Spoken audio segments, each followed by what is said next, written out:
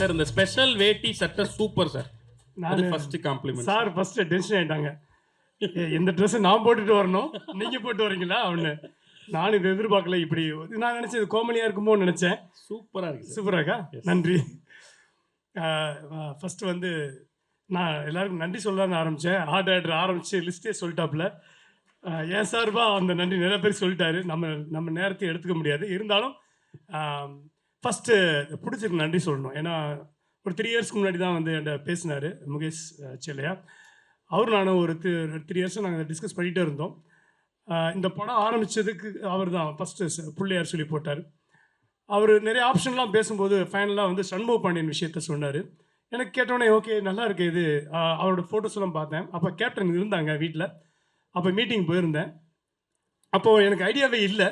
சண்முகத்தை அங்கே தான் ஃபஸ்ட்டு பார்த்தேன். இப்படி இருந்தாப்புல ஆஹா இதுக்கு தகுந்த மாதிரி கொஞ்சம் கதையை மாற்றணும் அப்படின்ட்டு அங்கே தான் எனக்கு இதாகிடுச்சு. ஸோ அங்கேருந்து இந்த ஸ்கிரிப்டை ஒர்க் அவுட் பண்ணதுக்கு மெயின் முகேஷ் சாருக்கு நான் நன்றி சொல்லணும். இந்த படத்தை ஒரு ப்ரொடியூசர் வந்து எனக்கு நான் ஆரம்பத்தில் சொல்லுவேன், ஒரு தயாரிப்பாளர் வந்து நான் டைரக்டர் மட்டும் வேலை செய்யக்கூடாது, ப்ரொடியூசர் வேலை செய்யணும்.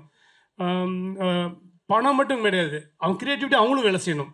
அதுக்கு இந்த செட்டு இந்த ஆடியோ லான்ச்சுக்கு எல்லாத்துக்கும் காரணமே அவர் தான். அந்த க்ரியேட்டிவிட்டி அவருக்கும் வரணும், அப்போ தான் அது பெருசாக கொண்டு போய் சேரணும். அதனால் அந்த நன்றி கண்டிப்பாக அவருக்கு உண்டு. இந்த கதையை பற்றி ஒரு சின்னதாக சொல்லிடுறேன். நான் வந்து கதை எங்கே நான் வருத்தப்படாத என்னடா சாங் ஷூட் பண்ணிட்டு இருக்கும்போது உள்ளே போனேன். டேமுக்குள்ளே டேமுக்குள்ளே தண்ணி நீர் பிடிப்பு போயிருக்கு. அங்கே ஒரு கிணறு, அங்கே ஒரு மோட்டார் போட்டு பம்ப் செட்டில் விவசாயம் பார்த்துட்டு இருந்தாங்க. இதனடா டேமுக்குள்ளே விவசாயம் பார்க்கப்பாங்களா அப்படின்னு கேட்கும்போது, ஆமாம் தண்ணி வத்திருச்சுன்னா எங்கள் தோட்டம் கிணறுலாம் தெரியும், நாங்கள் விவசாயம் பார்ப்போம். அப்போ தண்ணி ஏறிச்சுன்னா விட்டுட்டு போயிடும்ப்பா அவ்வளோதான் ஆனாங்க. எனக்கு இது பயங்கரமாக தோணுச்சு. இங்கேருந்து கதை எனக்கு தோண ஆரம்பிச்சு. அதுக்கப்புறம் கொரோனா டயத்தில் ஊரில் தேனியில் இருந்தேன். அப்போது தண்ணி நிறையா தேங்கின நேரம். நான் டேமுக்கு பின்னாடி குளிக்கிறதுக்காக பசங்களோட அப்படியே போயிட்டு வரும்போது அப்போது ஒரு பெரிய ஒரு கொடையை வச்சுட்டு நின்றுருந்தார். தண்ணி ஃபுல்லாக ரோடெல்லாம் ஆக்கிரமிச்சு ஃபுல்லாக தோட்டத்தில் முங்கி நிறைய பயிர் முங்கிருந்துச்சு. அவர் அந்த கொடையை வச்சு நின்று அந்த ஃபேஸில் 1000 ரேகைகள் இருந்துச்சு. அந்த ஃபேஸ் ரியாக்ஷன் என்னால் எதுவுமே சொல்லவே முடியாது, அவ்வளோ கதைகள் இருந்துச்சு. ஸோ அதுதான் என்னோட இன்ஸ்பிரேஷன் இந்த கொம்பு சீவி. ஸோ ஒரு எல்லாருடைய மக்களையும் போய் சேரும். ஆனால் இப்படி சீரியஸான கதையில் எப்படியா காமெடி பண்ணுவேன்னு நீங்கள் கேட்கலாம். ஆமாம், இதுதான் நம்மளோட சேலஞ்சு. என்றைக்குமே சீரியஸான நோட்டில் தான் காமெடி பண்ணணுங்கிறது என்னோடய சேலஞ்சாக இருந்துச்சு. ஸோ இதுக்குள்ளே எப்படி காமெடி பண்ணலாம், எப்படி கேரக்டர் செட் பண்ணலாம், ரொக்கப்புலி அண்ட் சரத் சார் அண்ட் பாண்டியை வச்சு இதை நான் ஒர்க் அவுட் பண்ணியிருக்கேன். கண்டிப்பாக மக்களுக்கு ஒரு என்டர்டெய்னராகவும் ஆக்ஷன் கலந்த படமாக இருக்கும் அப்படின்னு நம்பிக்கை இருக்குது. ஸோ அடுத்ததாக வந்து நான் நன்றி சொல்லணும், பாலு சாருக்கு சொல்லணும். ஏன்னா இடையில 2 படங்கள் பண்ண முடியல, திரும்ப நான் ஜாயின் பண்ணியிருக்கோம். இந்த கலர்ஸ் வந்து கண்டிப்பாக பாலு சார்கிட்ட மட்டும்தான் நான் என்னால் டேஸ்ட் பார்க்க முடிஞ்சது சார். வேறு யார்ட்டையும் நான் ஒர்க் பண்ணும்போது தெரியல, எனக்கு உங்கள்கிட்ட தான் அதை பிடிக்க முடிஞ்சது. அது art director and editor Dinesh. வருத்தப்பட வலிசங்க ஃபுல்லாக தம்பி தான் எடிட் பண்ணாப்புல, ஸ்பாட் எடிட்டிங். இன்றைக்கி இந்த படம் எடிட் பண்ணியிருக்காரு. ஸோ எல்லாமே ஒரு கனெக்ட் தான். நான் Azhar master and Sharif master என்னை ஆட வைப்பார். அப்பப்போ நம்ம அவ்வளோ ஆட வராது. ஸோ அதே மாதிரி இந்த பாடலாசிரியர்கள் பா விஜய் ஒரு பாட்டில் இருக்காங்க, சினேகன் ஒரு பாட்டில் இருக்கார் வந்திருந்தாங்க. அதே மாதிரி யுவக பாரதி ஒரு பாட்டில் இருக்காங்க. அது நம்ம assistant directors Dinesh and Bala Sivasamy, இந்த கருப்புசாமி சாங் அவங்க தான் பாடினாங்க, எழுதுனாங்க. நானும் ஒரு பாட்டு கேப்பில் எழுதியிருக்கேன். ஸோ எனக்கு நான் நன்றி சொல்லிக்கிறேன். அதுக்கப்புறம் வந்து எனக்கு வந்து ரொம்ப முக்கியமான விஷயமா யுவன் சாரை சொல்லணும்னா, யுவன் சார் வந்து ரொம்ப நாளாக நான் ஒர்க் பண்ணணுன்னு ஆசை அவரோட. அது என்னை ஃபஸ்ட்டு துபாய் கூட்டு போனது அவரை தான் சேரும். வேறு எந்த நாட்டுக்கு போயிருக்கோம், ஆனால் துபாய் போகவே முடியல என்னால். கம்போசிங் அங்கே வாங்கினார், அது பெரிய இதாக இருந்துச்சு. அவர் இளையராஜா சார் பாட்டை பாட வச்சது ஒரு பெரிய மூமெண்ட் இருந்துச்சு. அந்த மூமெண்ட்டில் ஒன்று சொல்ல மறந்துட்டேன். இளையராஜா சார் ஃபஸ்ட்டு போய் பார்க்கும்போது என்ன சொன்னாங்க, நீ அப்பாட்ட நீங்களே கேளுங்க அப்படின்ட்டாங்க. சரின்ட்டு நானும் பிடிச்சிரும் போய் இளையராஜா சாரை பார்க்க போனோம். அப்போ பார்த்தோன்னே சார் இந்த மாதிரி என்கிட்ட ஒரு அம்மா பாட்டு இருக்குது, அது நீங்கள் பாடணுன்னு. அம்மா பாட்டெலாம் எனக்கா தோணுனா தான் பாடுவேன், உனக்கெல்லாம் பாட முடியாது. ஐயோ என்னடா அப்படி சொல்லிட்டாரு. சரி ஏதாவது பேசணுமே. அடுத்து இந்த கதை தேனியில் நடக்குது, என்ன கதைலாம் தேனிலாப்பா நடக்கும், எல்லா கதையும் அங்கே தான் நடக்கும் அப்படின்னாரு. உங்களை பாட வைக்கிறது என்னோட ட்ரீமு அப்படின்னு. உன் ட்ரீமை எப்படி நான் நிறைவேற்ற முடியும்னாரு. இப்படி என்ன பால் போட்டால் 6ஆக அடிச்சுட்டு இருந்தார். அப்புறமா ஒரு முடிவுன்னு பேசாமல் கை கட்டி நின்றுக்குவோம் அப்படின்னு. அப்புறம் நான் இப்படி தான் பேசினேன் சரியா அப்படின்னு போயிட்டார். அப்புறம் கூட சொன்னாங்க, இவ்வளோ தூரம் உன்னை கலாய்க்கிறாருன்னா பாடிடுவார். அதே மாதிரி ஒரு 15 days கழிச்சு அவரே கால் பண்ணி நான் அந்த பாட்டை பாடி கொடுத்துட்றேன், வர சொல்லுங்க டீம் அப்படின்னாங்க. அவருக்கு மிகப்பெரிய நன்றி. இந்த அம்மா பாட்டு பாடணுங்கிறது படத்தில் ரொம்ப முக்கியமான இடத்துல வரும். வழக்கமாக டைட்டில் சாங்கு ரொம்ப எல்லாருக்கும் பிடிக்கும் அந்த இது. அந்த அவருக்கு இந்த இடத்துல நன்றி. அண்ட் யுவன் சாருக்கு நன்றி. அண்ட் சார் இன்றும் இளமையானவர். இவர் காசு சொல்ல போகும்போது எனக்கு ரொம்ப பயம்.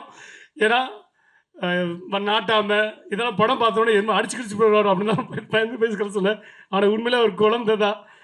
எப்பயாவது ஒரு முதல் பெரிய மனுஷன் நடந்துக்குவார். மேக்ஸிமம் குழந்தை தான் அவர். ரொம்ப ஜாலியான டைப்பு. ரொம்ப ஈஸி அவர்கிட்ட ஒர்க் வேலை வாங்குறது.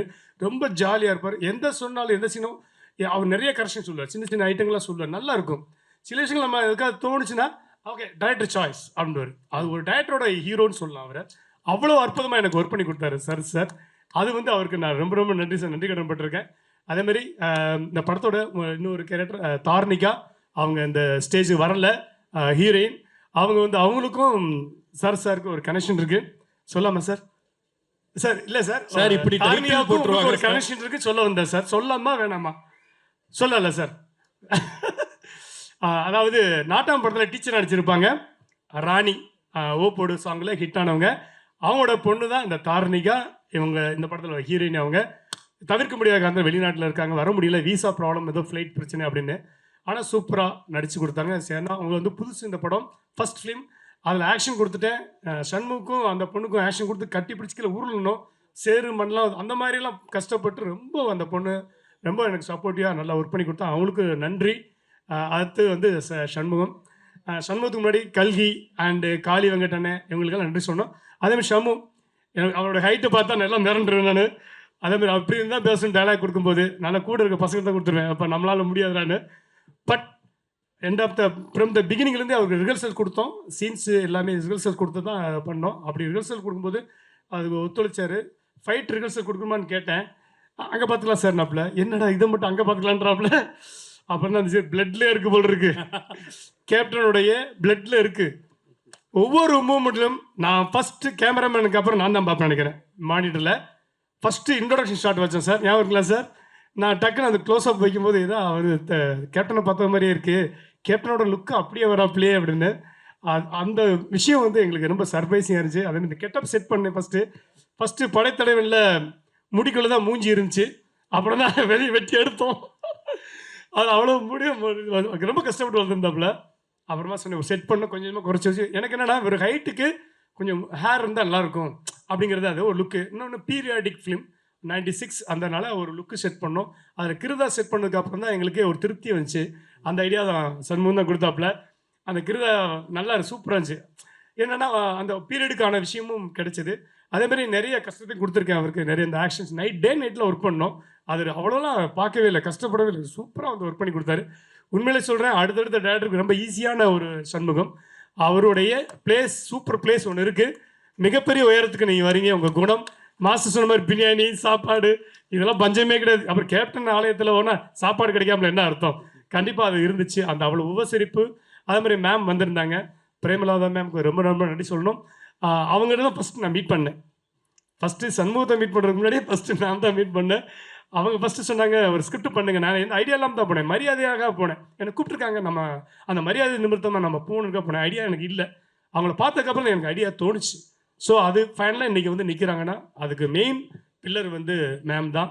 அவங்களுக்கு ரொம்ப ரொம்ப நன்றி மேம். சார் உங்களுக்கு ரொம்ப நன்றி சார். பிரபாகர் சொல்லணும். நான் பிரபா அடிக்கடி மீட் பண்ணல. ஒரே ஒரு நாள் ஷூட்டிங் ஸ்பாட்டுக்கு வந்தார். ரயில்வே ட்ராக்கில் சீக்வன்ஸ் எடுத்துகிட்டு இருந்தோம். அவளுக்கு அவர் ரொம்ப ரொம்ப குழந்தைங்க. பிரபாகர் தம்பி சூப்பர், நீங்களும் நல்லா வரணும் வாழ்க்கையில். இந்த படத்தில் ஒர்க் பண்ண மற்ற என்னோட ஏடி மெயினாக செல்வராஜ் அண்ட் அவங்களுக்கு ரொம்ப நன்றி சொல்லணும். செல்வராஜ், தினேஷ் அண்ட் பாலா அவங்களுக்கு ரொம்ப ரொம்ப நன்றி. And Nanda night and day work பண்ணுறாங்க. கிட்டத்தட்ட 10 days ஒர்க் பண்ணிட்டாங்க. நான் கொஞ்சம் எனக்கு ரொம்ப ரொம்ப நன்றி. அவங்க அந்த டீமுக்கெல்லாம் யாராவது விட்டுருந்தா மன்னிச்சுங்கப்பா. இந்த டீமில் எனக்கு யாராவது உங்களை பேரை சொல்ல மறந்தால் என்னை மன்னிச்சுங்க. அப்படி விட்டுருந்தா அவர் சொல்லியிருப்பார் நினைக்கிறேன் ஆர்டர். அண்ட் இந்த production managers and production executive and Jai and Ashok and Vijayakumar அவர் இன்றைக்கி வரல. அண்ட் உங்களுக்கு எல்லாத்துக்கும் நன்றி. மெயினாக விக்னேஷ் அவர்களுக்கு மிகப்பெரிய நன்றி.